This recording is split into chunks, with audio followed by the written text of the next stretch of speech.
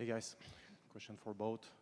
Can you describe as offensive forwards the challenge of facing guys like Jacob Slavin and Sebastian Aho in the offensive zone, and how do you plan to be successful in that challenge?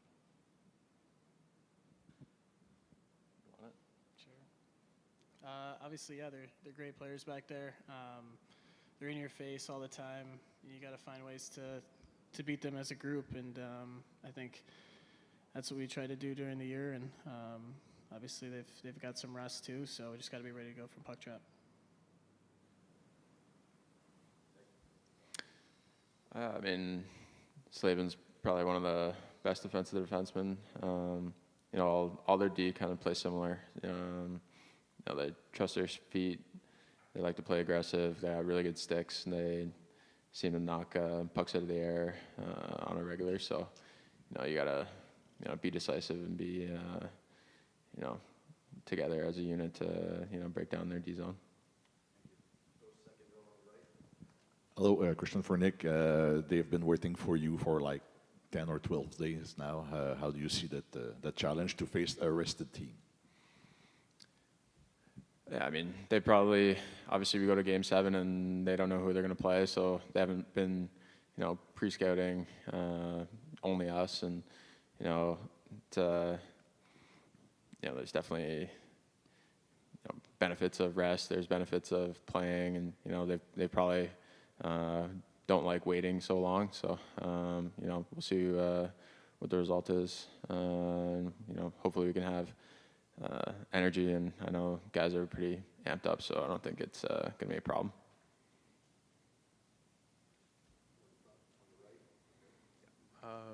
Questions for either one of you. We watched you guys play enough to know that you like to possess the puck, even in your own zone where you try to execute line changes and stuff like that. Just when you look at the last series and when you were under pressure, reversing the puck in your own zone, and how much more pressure this team tends to bring, just how do you balance that desire to stay in possession with understanding that you could be starting their offense by reversing in your own zone? I think that's definitely a good point. We're a possession team first and foremost. We like to have the puck, play with with our control, and I think for them, they bring a ton of pressure every single place on the ice, and you have to be ready to make plays at any point. And you can't just try to make plays for the sake of making plays. And if you got to put it out in the neutral zone, live to fight another day, and that's fine. I think we can do that, and it's definitely going to be needed in this series. And you just got to be smart with how you're managing the puck everywhere. Cole, I'll ask you this. There's so much talk in the playoffs about the mental grind and being able to bounce back and come back. And you guys have clearly done that. What do you learn from doing what you did from round 1 to round 2, now to take that round 2 to round 3? Like, what did you learn from one 7-game series to the next 7-game series to now picking up a new series here? I'd say a lot. I think obviously there's a bunch of lessons learned in round 1 against kind of a veteran team, and then taking that into round 2 where you just try not to lose 2 in a row, and that's kind of what our mindset was, I guess, is obviously you want to be ahead, but you lose 2 in a row in a series like that, it's tough to come back. So I thought we got better as it went on. Obviously there's times in games where you got to stay mentally focused, and I thought we did that, had failure to learn through that and bounce forward, game by game. So obviously it's a big test going forward. This team's been waiting for us for a reason, and it's going to be a big challenge. Hey guys, both series so far you guys have had really difficult matchup, and I think you look across the playoffs, you've played some of the most difficult minutes of anyone. I know you guys would love to have produced more at 5-on-5, but how much do you take that as being part of the equation where you're sort of trying to neutralize a matchup, and how much do you take pride in that, in the ability to do that, so that maybe lower down the lineup you can win games? Yeah, I mean, obviously we want to do our part and help the team win, whether that's defending hard, producing offensively. Power play has been pretty good, so we're a big part of that. And but 5-on-5 definitely got to try to find a way to produce more if we're gonna keep moving forward. And it's not one big thing that's missing. It's just little plays here and there.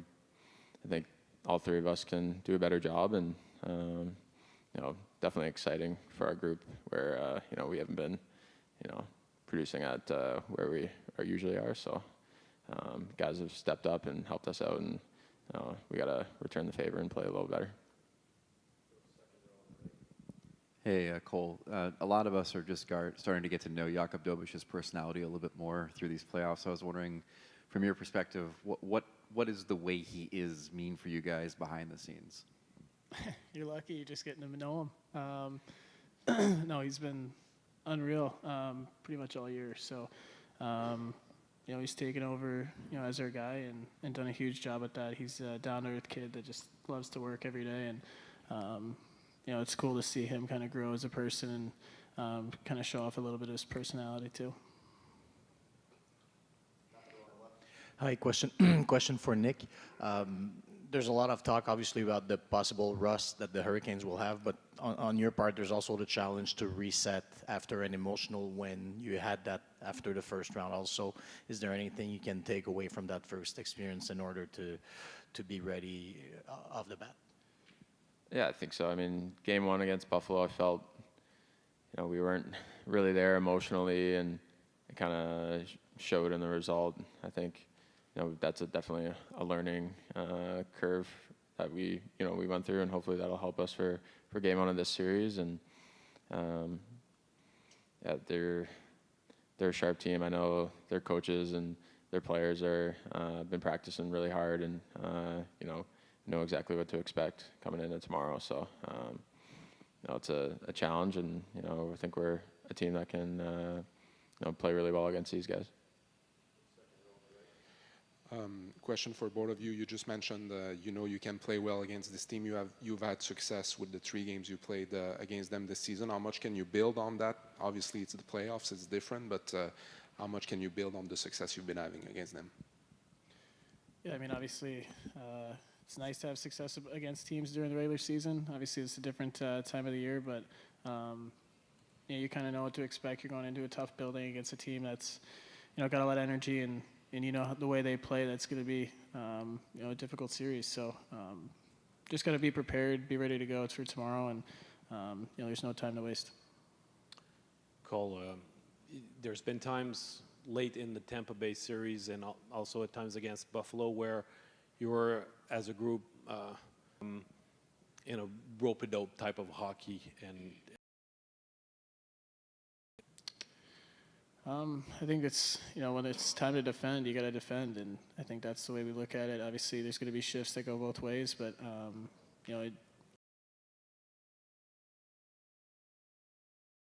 whether that's a 2-minute shift in the D zone, whatever you got to do to get it done. So there's times like that throughout a game, where you just got to survive, and those are usually the biggest moments too. Question for Nick. You've been the captain of this team for a long period of time now. You've been captain during a rebuild. What's the difference of being a captain for a team who's now pushing for a Stanley Cup participation? I don't know. It's a lot of the same stuff. I think when things are going good, it's pretty easy, and during the rebuild, there were some dark days, and you're trying to keep the group positive as much as you can.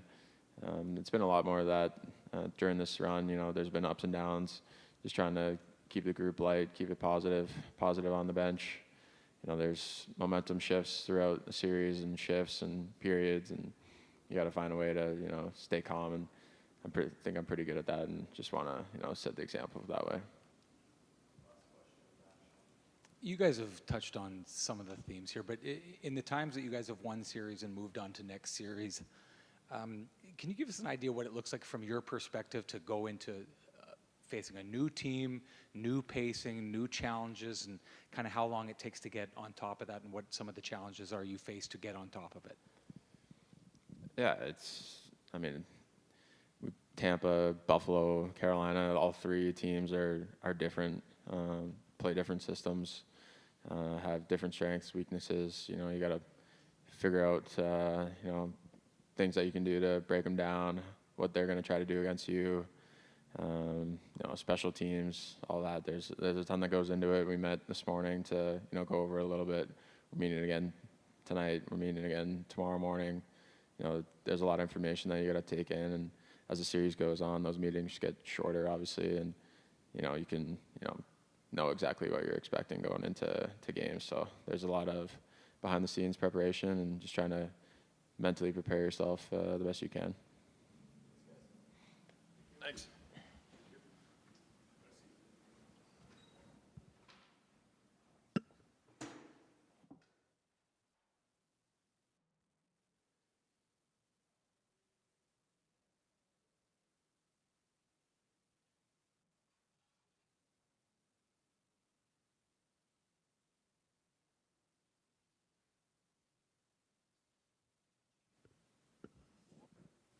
Lane on this side.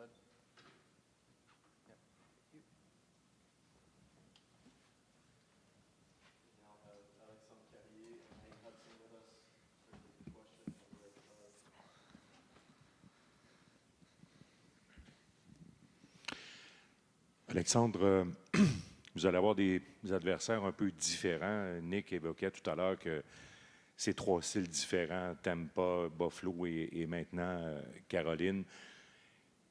Qu'est-ce que vous connaissez déjà du style, du système des Hurricanes qui vous permet d'établir où vous serez là-dedans? Quel genre de game vous aurez à jouer pour rivaliser avec un adversaire qui a fait quand même beaucoup de points cette année? Oui, je pense aussi, pas juste cette année, je pense que ça fait plusieurs années qu'ils ont du succès. Ils ont un brand de hockey très unique. Tout le monde participe. L'échec avant, c'est une équipe qui est très rapide, qui lâche jamais. Je pense qu'ils sont très bien coachés aussi, ils sont détaillés. Donc, ça ne sera pas une série facile. C'est une excellente équipe. Ils ont beaucoup de profondeur. Ils roulent à 4 lignes, ils roulent à 3 paires de défenseurs. Mais je pense que c'est vraiment la vitesse de jeu, leur échec avant, leur point fort. Yeah, questions for Lane. Alex was just talking in French about how they forecheck with all 5 guys and that they come with a lot of speed. You guys have a pretty methodical way of getting out of your zone. We see it often where you're reversing the puck and you're trying to stay in possession. Just how do you balance the desire to play your way with the need to get the puck up quickly? Yeah, I mean, we're going to have to play all together, play connected. You know, we know they like to play at a certain pace and try to be on top of us, but, you know, I think if we're connected and we, you know, are supporting pucks, you know, when they're trying to forecheck, I mean, you know, we'll see what the series holds, but if there's any adjustments, we'll make it. But I think we're just going to make our plays out of the zone and try to join and get chances. Oui. Alex, pour revenir sur l'échec avant des Hurricanes, je pense que ça prend beaucoup d'énergie pour jouer contre eux autres parce qu'ils tirent beaucoup de jus et beaucoup de gaz dans cet échec avant-là. 2 séries de 7 matchs, pas beaucoup de jours de repos. Est-ce qu'il vous en reste assez d'énergie pour contrer cet échec avant-là? Ouais, c'est pour ça qu'on est la plus jeune équipe de la Ligue. Hein? On est en forme pas mal. Mais non, je pense qu'on profite de ce momentum-là. On a eu beaucoup d'adversité. On s'est rendu les 2 séries en 7 matchs. Je pense qu'il faut profiter de ça. Si on regarde pendant la saison, on a eu des stretches de matchs en peu de jours pas mal plus intenses que ce qu'on a eu dans les séries. Je sais que ce pas les mêmes matchs, mais quand même. Fait que je pense que ça ne sera pas. Notre niveau d'énergie est assez élevé. Puis, comme je viens de dire, on est jeune. Pas moi, là, mais lui, il est jeune. Hey, Lane. I don't know the extent to which you care. Like, defenseman with your profile, I remember I talked to Kent Hughes about it halfway through the season. You know, like, there's a general idea that if you look like you do playing defense, that defending is going to be difficult. How much, having this window of a lot of eyeballs on you to watch you defend, how much do you care about people understanding that you give as much defensively as you do offensively? Do you care at all? Yeah, I don't really care at all. I care more about, you know, kind of just internally trying to help the team, you know, win, kill plays, all all that stuff. So I care more about, what my teammates think or coaches and, what they think I can do to help the team. And that's just kind of where my head's at. Salut Alexandre. Vous avez affronté les Hurricanes 3 fois cette année. Quelles leçons vous avez tirées de peut-être la meilleure façon de défendre contre une équipe comme celle-là qui décoche un gros volume de lancers? Oui, je pense que ça fait partie de leur identité d'amener des rondelles au filet. Je pense que c'est important de rester en contrôle. C'est un échec avant qui vient rapidement à plusieurs vagues. Ils ont beaucoup leurs défenseurs aussi sur l'échec avant. Qu'est-ce qu'on a appris? C'est une excellente question. Je pense que faut être opportuniste quand on a des chances. Faut être connecté en sortie de zone. Les attaquants, il faut qu'ils viennent nous aider le plus possible. Les défenseurs, qu'on communique. Dans ce temps-là, je pense qu'on a du succès. Mais je dois dire, avec les 5 sur la même page, définitivement. Lane, for you, for your team, what makes this challenge, other than it's the Eastern Conference Final, not the second round or the first round, different or greater against the Hurricanes than it was against Buffalo or against Tampa? Yeah, I mean, Buffalo and Tampa are two highly skilled teams, that are great too. But I think Carolina has just kind of set the precedent of being, a really good playoff team that plays with a ton of pace, tries to, play on their terms a lot of the game, and they've done it the past 7-8 years consistently. So, I think the challenge is, the pace they play at and, the depth and the experience and all that stuff. And, obviously a big series too.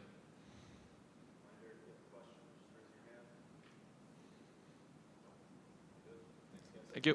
Thanks.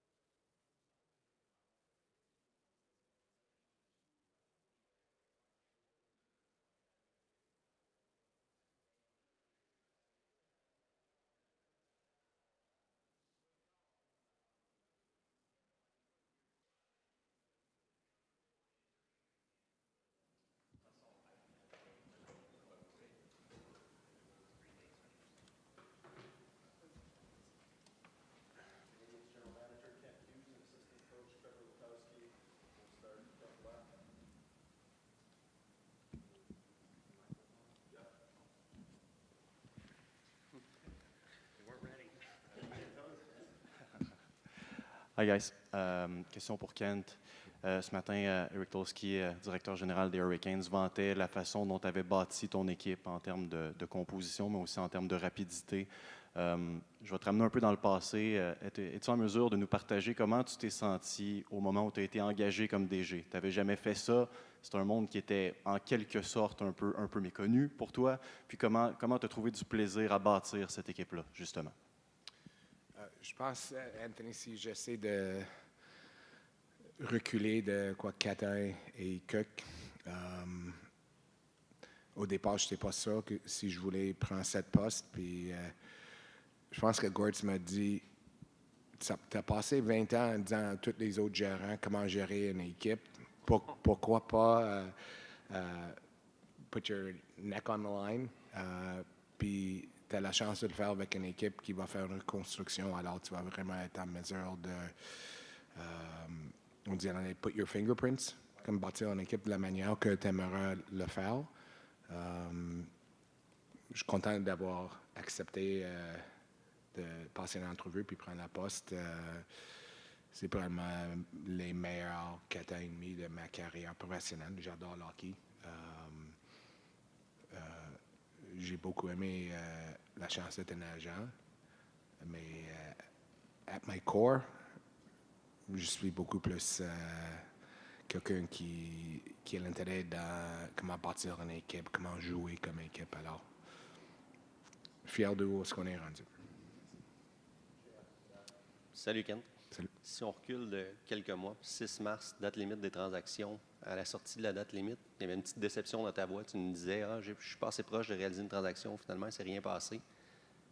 On se plonge aujourd'hui. Vous êtes en finale de l'Est. Est-ce que ça te surprend, cette poussée-là? Puis est-ce que ça vient plus vite qu'anticiper la montée de l'équipe? Oui, je pense que c'est une question qui m'a été demandée plusieurs fois si on était en avance d'où on prévoyait, certainement en janvier de 2022. Mais honnêtement, rendu ici dans le moment, je pense comme par respect aux joueurs puis aux coachs, même si les gestionnaires ils regardent souvent par en avant, on veut vraiment vivre dans le moment. Bonjour Kent. Bonjour. Votre public vous aime énormément et votre public aime beaucoup votre coach. Est-ce que tu peux rassurer sur l'état sur le statut de Martin, le fait qu'il n'est pas avec vous, est-ce qu'il dirige l'équipe demain? Ah oui, c'est rien de grave. Pas comme, c'était quoi, 2023? Asking about Marty. Il devrait être ici ce soir. OK, très bien, très bien. Il n'y a pas beaucoup d'observateurs actuellement qui vous donnent une réelle chance de gagner cette série-là contre les Hurricanes.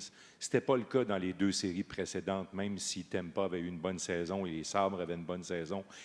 Est-ce que tu crois que ton équipe, les joueurs, les coachs abordent cette série-là différemment, étant négligés peut-être un peu dans ce que les gens prédisent par rapport à votre sort dans cette série?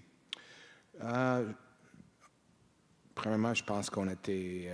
J'avais lu quelque part avant Tampa, la série contre Tampa, il y avait un gars qui met beaucoup de focus sur l'analytics, qui nous avait donné.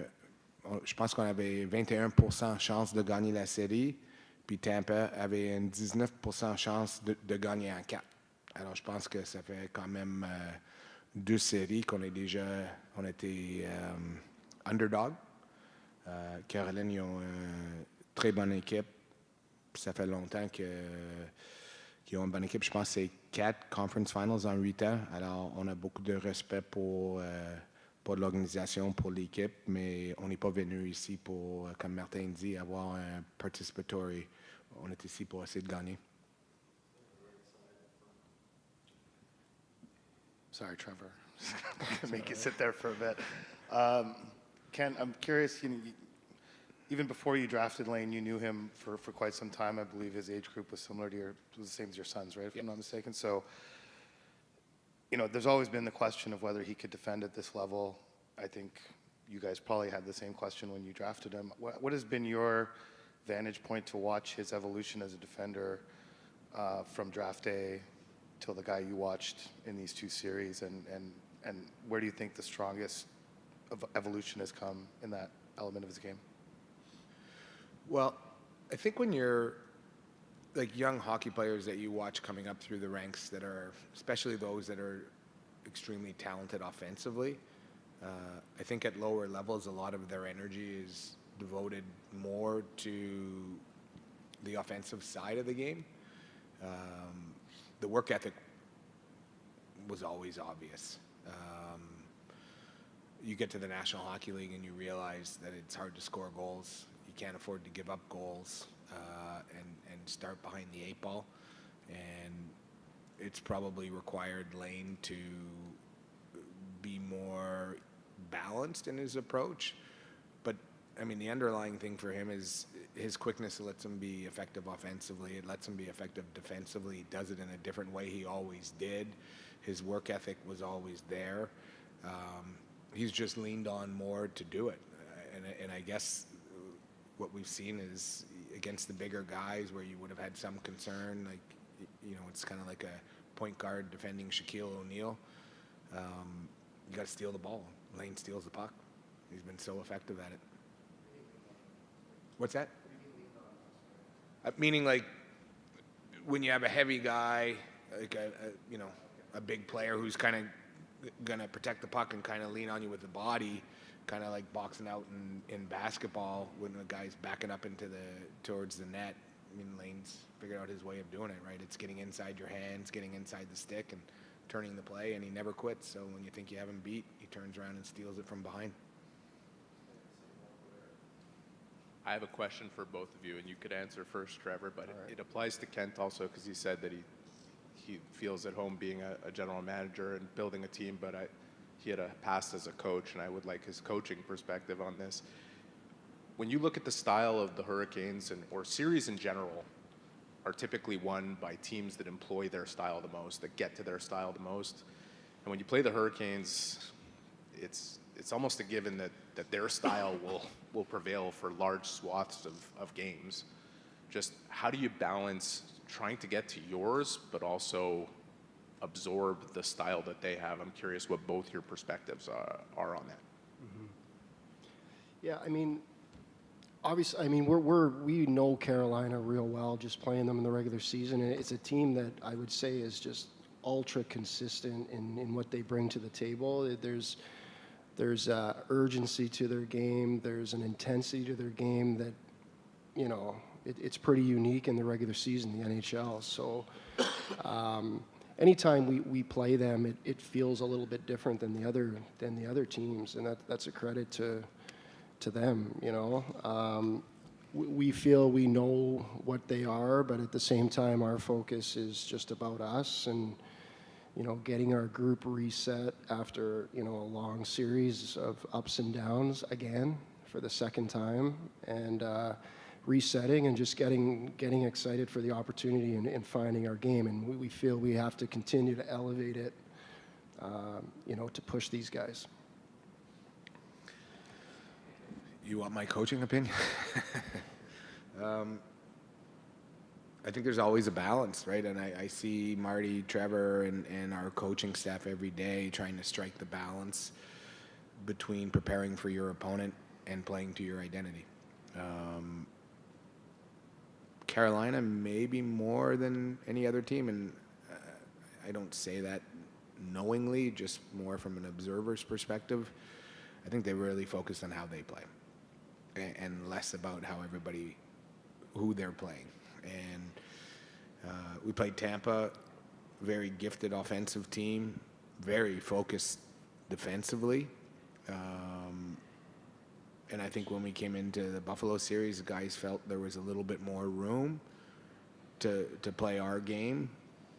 But then we also realized when you focus too much on how much room you have and not the defensive side of it,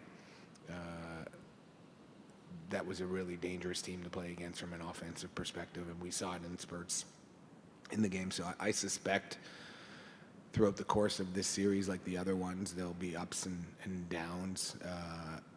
We have to play our game. I truly believe that. I don't know how any organization in this league can be successful giving itself a facelift every time they play a new opponent in terms of how you play. So that doesn't mean that you can afford to ignore and not make the necessary adjustments to deal with the style of play. Question for you both also. I want to include Trevor, obviously. You can answer in French if you feel like, okay. Kent.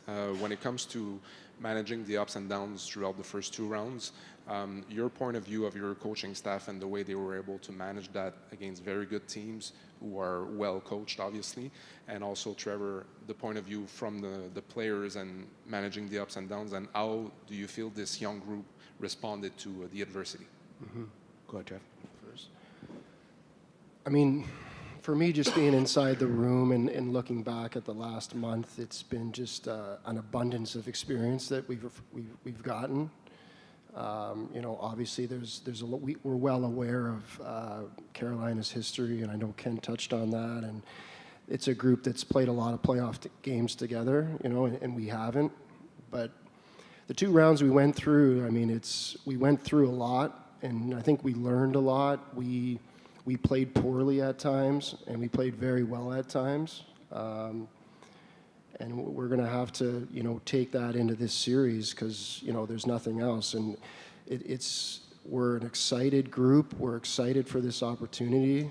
And, you know, looking back, we're real happy that we were able to go through that. And how many times you got game 7s back-to-back like that. It was kind of a roller coaster. If I go back to the Tampa series, you know, we felt game 6 in particular was arguably the best game that we played to try to close them out, and we lost that game. You know, we didn't play well in game 7, found a way to win it. I think those were two huge learning experiences for the group and for guys that haven't been through it a lot. And we got some of that again in the Buffalo series, in particular in Game 6. We weren't good enough, and they showed it. When you're playing this caliber of team, and you know we've played real good teams, and we're going to get another one. I think those are invaluable experiences in a real short time. I mean, you can play a few years of playoffs and maybe not get those type of games, and that. Like with so much at stake, like in long series like that. So, you know, we feel lucky to have gone through that, and we're still standing, and, you know, there's a lot of belief in our room. Kent, salut. Oh, je vais juste répondre en français. Il y a plusieurs choses que je remarque pendant les séries, mais s'il y avait une chose en particulier, c'est le groupe a vraiment une... What's qu'on dit, belief? Croyance? OK. Puis dans les moments difficiles, puis je pense plutôt au 7e match dans les 2 séries, mais en particulier avec Tampa, parce que c'était vraiment, on s'est fait dominer pour 3 périodes, mais ça reste au coaching staff de rentrer après chaque période, puis de continuer à faire croire à l'équipe qu'on est proche, le succès est là. Dans le 7e match à Buffalo, on a vu, on est bien parti. On a perdu notre jeu un peu pour 2 périodes, mais en supplémentaire encore, au lieu de juste continuer à reculer, l'équipe est sortie, puis il faut donner beaucoup de crédit au coach pour être en mesure de trouver les moyens de faire croire à l'équipe qu'on est capable. C'est pas facile dans les moments. Martin dit souvent qu'il vit ça comme un père avec les joueurs un peu, qui est un père très fier des succès de l'équipe. Toi, je sais pas, tu es où dans l'arbre de la famille, mais quand tu prends le temps de regarder... Dis pas grand-père. Non, c'est pas moi qui l'ai dit, c'est toi. C'est quoi qui te rend le plus fier quand tu vois justement les moments intimes avec les joueurs, Martin, les célébrations? Qu'est-ce qui t'amène le plus de fierté avec ce groupe-là? C'est ça, c'est un sport professionnel, mais c'est quand même un groupe de personnes, puis je parle pas juste des joueurs puis des coachs, mais tout le monde qui travaille pour les Canadiens. On travaille fort, on s'aime, tout le monde... Alors, de voir une équipe qu'au départ, gagnait pas beaucoup de matchs, spécialement, je pense, quand je suis arrivé, je trouvais qu'il était tellement noir autour de l'équipe. On perdait, personne ne parlait après les matchs, pas dans l'avion, il n'y avait pas de bruit. Alors, vraiment content pour tout le monde d'être en mesure de vivre l'autre côté de tout ça. Alors, ça me rend fier, mais plus content pour eux. Just Kent, my French is terrible. Marty's coming tonight. Mine is too. It's better than mine. Marty will be here tonight. Yes. Yeah. All right. Trevor, for you, you touched on it before. The Hurricanes being the model of consistency, the way they play, right? Does that make them almost easier to prepare for? Harder to play, but easier to prepare for as you prepare for a series, so you can focus on yourselves and what you do. Mm-hmm. Well, yeah, I mean, they're very consistent with what they do, and they are very good at it, you know. So, like when we're pre-scouting teams in the regular season, we just know we know what's coming with Carolina, you know. Obviously, special teams is a different animal, and I don't want to downplay what they do, because they do have a lot of things that they like, not just their structure, like they're very detailed with their face-offs and things like that, and that's always like a moving part as far as from a coaching perspective with, you know, adjustments and things like that. So again, and I think Ken touched on it, like we know what they are, but at the end of the day, we need to be very good at what we do in all the different areas, you know, and that's going to be the challenge. And, you know, I think any playoff series, there's an element of physicality, and that you know, the 1v1 battles and the stick details and just simple things like that. But I think that's where Carolina excels, and they're able to play at that type of kind of those details with those details and that pace, like throughout the season, you know. And we're preaching that you know, it's not just Carolina. We're trying to do that against Tampa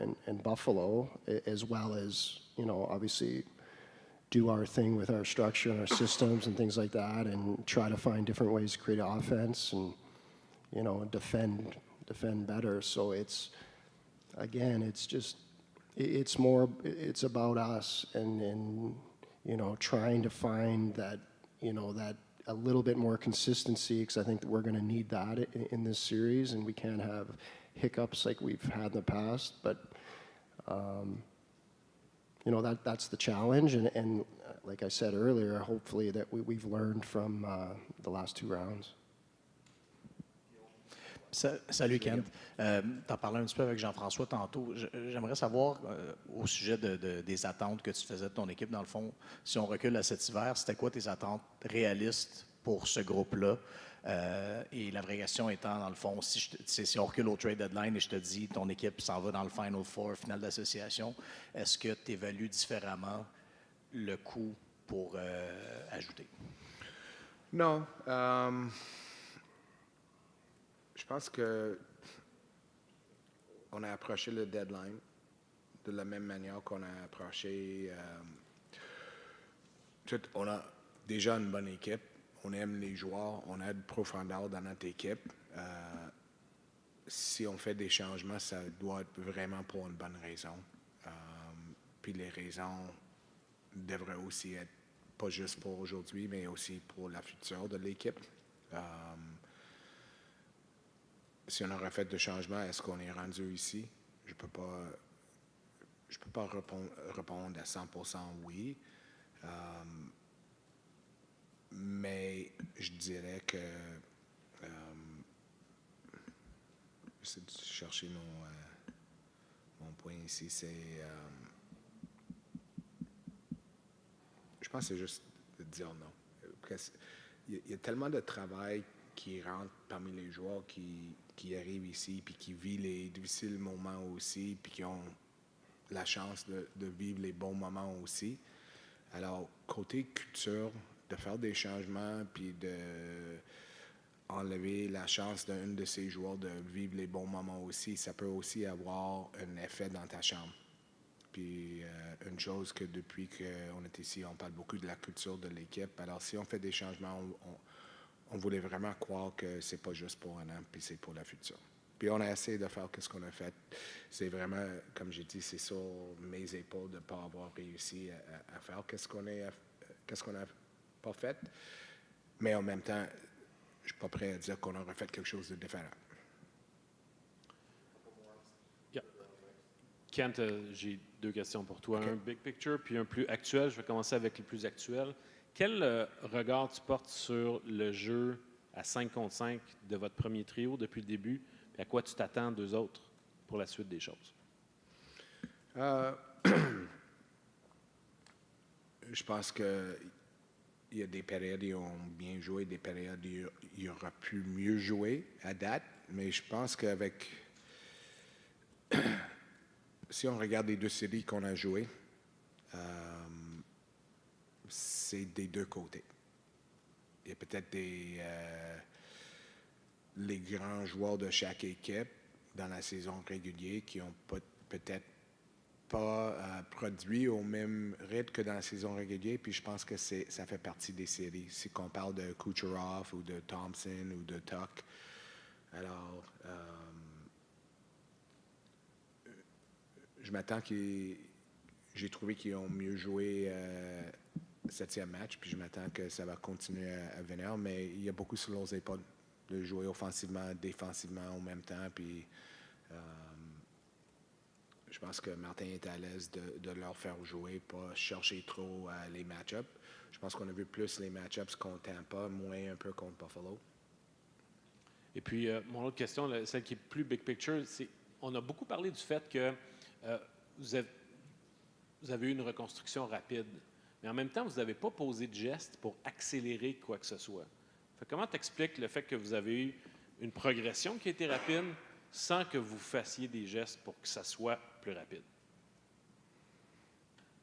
Mais je pense qu'on a fait des gestes pour l'avancer, dans le sens qu'on a fait des échanges, qu'on parle de Kirby ou d'Alex ou d'Alexandre Carrier ou Bolduc ou Dobson. Mais pour la plupart, les gestes étaient, comme j'ai parlé tantôt avec Guillaume, ou répondu à Guillaume, c'était des gestes pas juste pour le présent, mais pour des joueurs qui pourraient nous aider aussi dans la future. Hey, Kent. Was there a moment for you where it clicked that Jakub Dobeš could do the things he's doing in this postseason and had the mental toughness and everything to handle this kind of grind?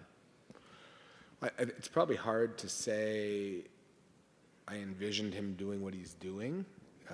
Having said that, and I know my wife was at, I can't remember what game it was, Game 5, I think, in Buffalo.